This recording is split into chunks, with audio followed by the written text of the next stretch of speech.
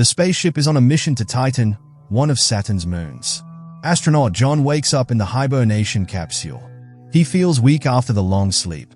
The drugs have many side effects, and John needs some time to recover. He is greeted by the ship's captain, Franks. The captain orders John to take a shower and then come up to the bridge to discuss the next steps. Besides Captain Franks, John is met by his colleague Nash.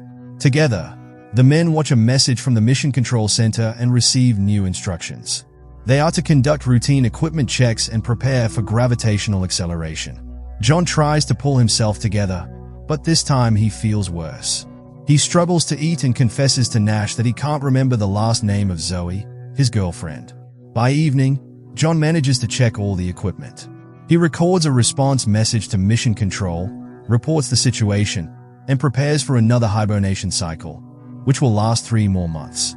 A special substance is injected into the astronaut's bloodstream and his eyes slowly close.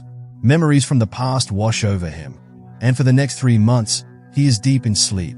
The awakening process is routine, with John experiencing the usual symptoms as he waits for his body to recover. After a hearty meal, the astronaut spends some time on the exercise bike, preparing for work, but unexpectedly, he hears a familiar voice. It seems like Zoe's voice came from somewhere nearby. John steps into the corridor and walks through the empty spaceship. No one else has woken up from deep sleep yet, and John feels uneasy. His fear intensifies when part of the ship's hull above him starts to come loose. John tries to figure out what's wrong, but a piece of metal breaks off and knocks him unconscious. Captain Franks and Nash lay their injured colleague down and provide medical assistance. As soon as John feels better, the captain orders him to go to the technical compartment and figure out what caused the malfunction. Under the hull, John finds significant damage and a strange giant dent. But the footage Nash reviews from the cameras provides no answers. No objects approached the ship in the past few hours. Moreover, the dent hasn't caused any serious problems. All systems are still functioning normally. Captain Franks leaves his subordinates and orders them to report the situation to Earth. He himself heads to the site of the damage for another inspection. Nash tries to convince the captain to abort the mission and return to Earth. But Franks refuses to break protocol. There's no serious reason to do so, as all systems are still operating smoothly. The astronauts gather to make a joint decision, but the conflict only escalates. Nash starts panicking, insisting that continuing the mission is too dangerous, but the captain remains firm. Unless new orders come from Mission Control, they will continue toward Titan. Nash then tries to persuade John to act together. He's convinced the system will eventually fail, and by then, they won't have a chance to save themselves and return to Earth. Their conversation is interrupted by the captain, who calls them to the bridge. He admits that he overheard everything Nash said and doesn't appreciate his attempts to stir up panic. Franks tries to calm Nash down, reminding him of the consequences they'll face for disobeying orders and advising them to focus on their duties. Despite the captain's orders, Nash continues to urge John. He asks him to set the hibernation cycle for 89 days instead of 90 so they can wake up earlier than the captain and reverse course back to Earth. John doesn't like his friend's idea and doesn't want to be part of a mutiny. But when Nash tells him about another ship destroyed by poor leadership decisions, John agrees to think it over and give an answer after they wake up. John falls asleep again, recalling happy moments with Zoe. But this time the cycle is much shorter than usual. Nash demands an answer from his friends so they can quickly turn the ship around and head for Earth. But John remains uncertain. He realizes that his mind is clouded and making important decisions in this state isn't wise.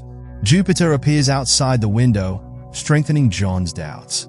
They are so close to their destination. This drives Nash over the edge, and a loud argument breaks out between the men. Captain Franks watches the whole scene. Having learned of his subordinates' plans, he also altered his sleep schedule and woke up earlier to prevent the mutineers from disrupting the mission. Franks sends Nash to check the systems again to make sure everything is in order. While the saboteur is gone, the captain invites John for a drink to gauge the astronaut's mood.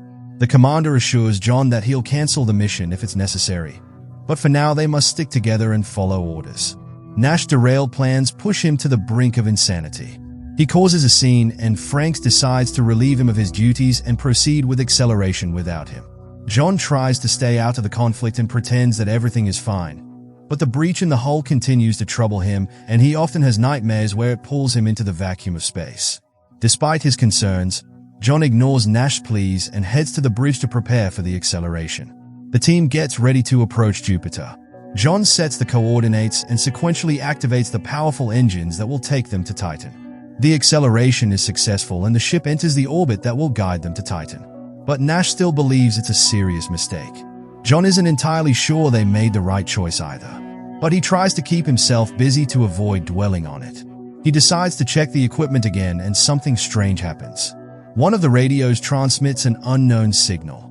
The crew tries to come up with an explanation, both insisting that John must have accidentally pressed a button. To end the discussion, Franks orders the astronauts to prepare for another hibernation cycle. This time, exiting hibernation becomes a real challenge. John collapses to the floor, completely drained. He tries to recover, but while his body regains strength, his mind suffers greatly. He keeps seeing visions of Zoe everywhere. Captain Franks notices his subordinate's strange condition. He tells John to get a grip and realize that it's all just his imagination. Zoe is not and cannot be on the ship. Nash discovers the first signs of trouble. The reactor's power output begins to rise. He's not sure if it's connected to the hull breach, but if it continues, the ship's engine might fail. Nash again urges his friend to listen to him and turn the ship around. He reminds John of Zoe, saying that if they don't return now, she'll quickly find a new boyfriend. Captain Frank overhears the men's conversation once again. He summons them to the bridge for a serious talk. Someone using Nash's password deliberately lowered the engine's power to stop the ship. The commander won't tolerate Nash's antics any longer. This time, he draws his sidearm to show the mutineer who's in charge on the ship. Until the mission is over, the captain asks John not to complicate things and behave normally. They need to complete the mission and reach Titan, but if necessary, he'll use his sidearm to prevent further insubordination. To help John relax, Franks tells him the truth about the other ships Nash mentioned.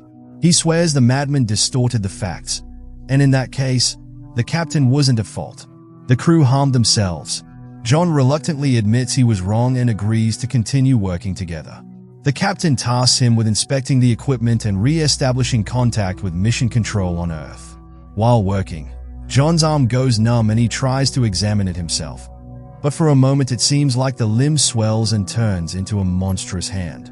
As soon as the vision disappears, John hears Zoe's voice again. But he realizes this is also a hallucination and doesn't respond to the call. Instead, John decides to discuss the future plans with the captain. But Frank unexpectedly starts talking about John's relationship with his girlfriend. The commander assures him that their romance wasn't real. It was orchestrated to convince John to join the mission. The unpleasant conversation unsettles John, and he heads to the workshop to focus on his tasks. Unpleasant thoughts and memories prevent John from concentrating. But suddenly the radio crackles, and he hears the dispatcher's voice. The astronaut tries to report what's happening, but the connection keeps cutting out, and he can't hear a response. Frank summons John to the bridge. He demands to know what John was doing, and upon hearing about the conversation with Houston, the captain insists it was another hallucination. The captain orders John to return to his capsule and go back to sleep. But this time, John's nerves snap. He demands that Franks wake Nash up and prove that his friend is okay. Taking advantage of a moment, Franks attacks John and tries to force him into the capsule. But John manages to break free. A fight breaks out between the two men. John is stronger, but he can't win the battle with his mind as easily as with the captain. John reaches the central computer to find out which chamber Nash is in and if he's alive. While entering the request, he has to fend off Franks, but finally the computer starts searching for the astronaut. The answer John receives leaves him in shock. The program confirms that Nash is alive and on the bridge, just like John and Franks, because all three names belong to the same person, Captain John Franks Nash. John realizes that he's been alone on the ship the entire time. His companions were figments of his imagination caused by the repeated use of hibernation drugs. John loses his last bit of strength and doesn't know what to do next. He returns to the workshop holding the service pistol. The astronaut tries to contact mission control again, but for a long time, the radios remain silent. Finally, one of the radios turns on and John hears Zoe's voice. She says she's at the ground control center and was invited to speak to him. Zoe confirms John's version. The hibernation drugs were too strong, causing his mind to become confused. But that's not the worst part. The girl tells the astronaut that there's no spaceship.